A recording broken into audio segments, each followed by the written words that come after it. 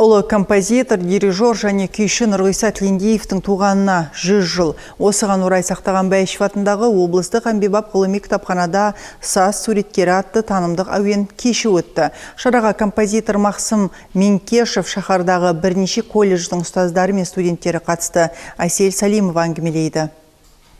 Ұлы композитор, дирижер және күйші Нұрғиса Тілендиевтің туғанына бүгін 100 жыл. Бұл күн қазақ мәдениеті мен өнері үшін маңызды дата.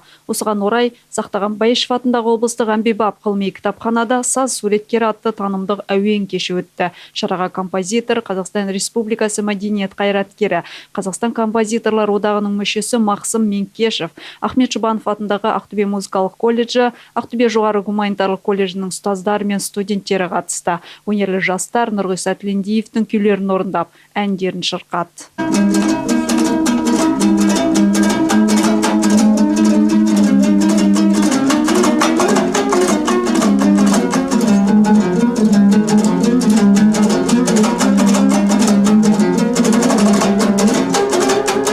Нұрғиса Тілендиев 1925 жылы 1 сәуірде Алматы облысы Іле ауданындағы Шелек-Кемер ауылында дүниеге келген. Қазақ музыкасына теңдессіз үлес қосқан жан. 500-ден көп музыкалық туындының авторы. Өз елім, ата толғауы, Аққу, Махамбет, көш керуен сынды күйлері ұлттық рухты асқақтатады. Тілендиев отырар сазы оркестрінің негізін қалаушы. Оның жетекшілігімен бұл оркестр қазақтың халық аспаптарын кәсіби деңгейге көтеріп әлемге танытты. Нұрғиса Тілендиев атамыздың енді биыл 100 жылдығы болғасын, республика көлемінде әрбір қазақ жерімізде түкпір-түкпірінде аталып өтіп жатыр. Өте қуанышты жай. Себебі ондай адамдар бір ғасырда бір туады.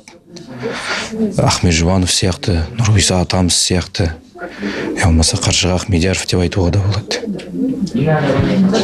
Енді болашақ ұрпаққа,